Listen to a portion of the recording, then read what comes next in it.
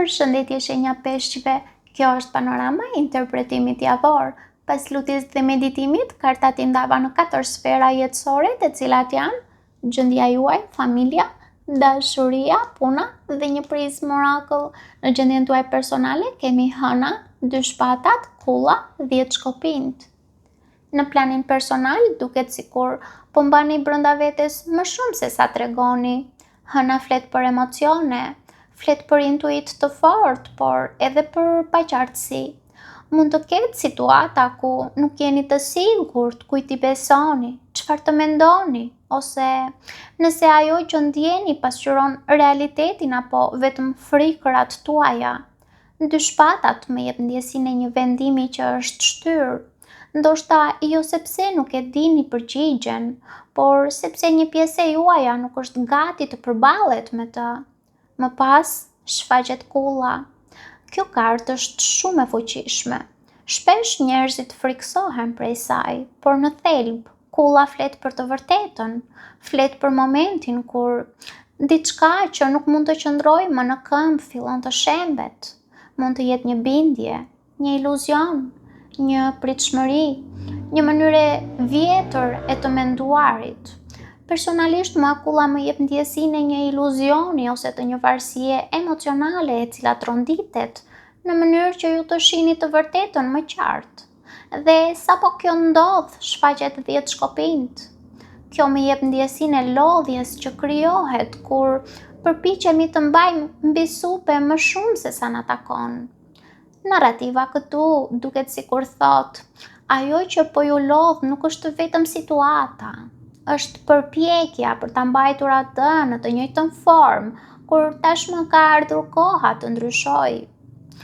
Duket se mund të keni shmangur për një kohë të gjatë një të vërtetë ose një vendim, por e java sjell energjinë e zbulimit dhe të përballjes me realitetin.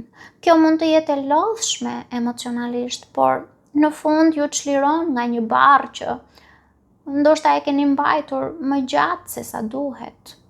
Kartat këshillojnë të lëshoni atë që nuk mund ta kontrolloni dhe mos u përpiqni të shpëtoni njerëz apo struktura që tashmë e kanë përfunduar rolin e tyre. Kalojmë tek familja. Në familje kemi perandoresha, 10 monedhat, budallai, vdekja. Në familje perandoresha dhe 10 monedhat krijojnë një bazë shumë të ngrohtë. Këto 2 karta së bashku flasin për lidhje familjare, kujdes, mbështetje dhe trashëgimi emocionale. Pavarësisht sfidave që mund të ekzistojnë, rrënjët duken të forta.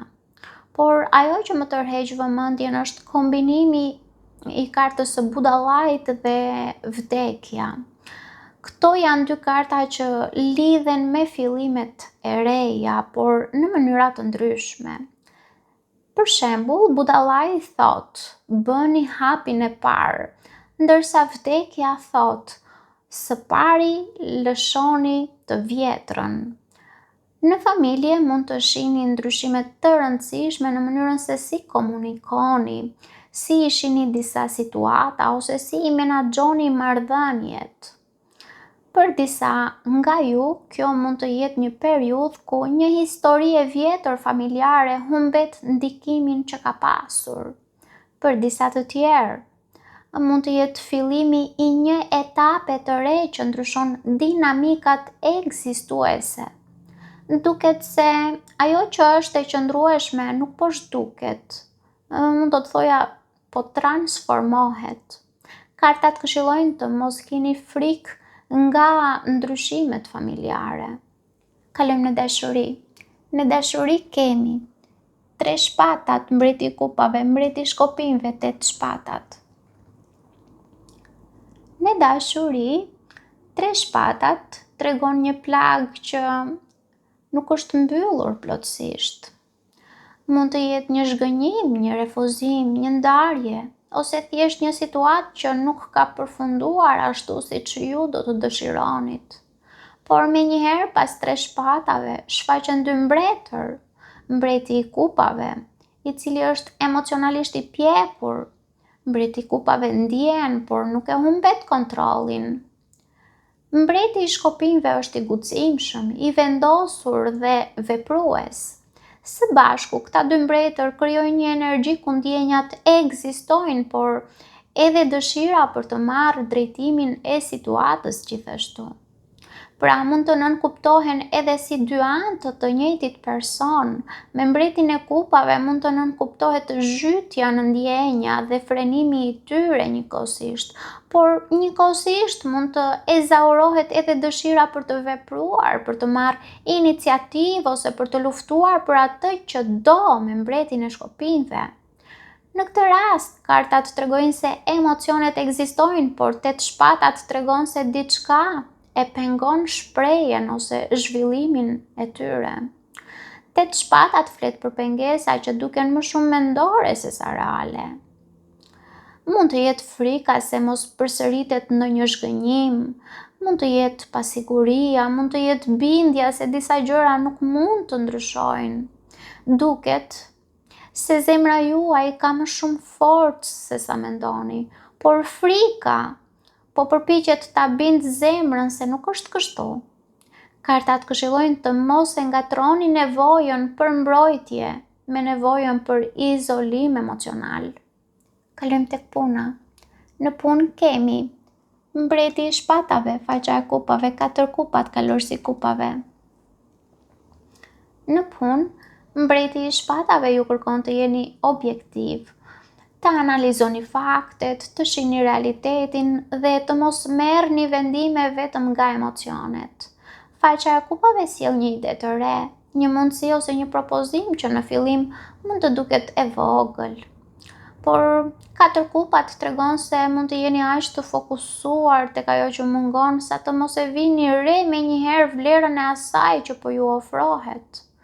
Ose mund të keni ndjesi pa kënaqësie në ambientin e punës.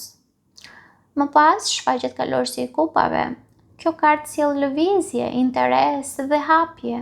Kalorësi i kupave më jep ndjesinë se një mundësi që fillimisht ju duket e zakonshme, mund të rezultojë më premtuese nga sa mendoni. Narrativa këtu duket sikur thotë: mos e refuzoni një derë vetëm sepse nuk është ajo që prisnit që të hapej. Kartat këshillojnë të shikoni me kujdes mundësitë që paraqiten, sepse jo çdo gjë me vlerë vjen në paketimin që prisni. Kalojmë në Prism Oracle, ku kemi misteri. Misteri nënkupton se jo çdo gjë ka nevojë për përgjigje të menjëhershme.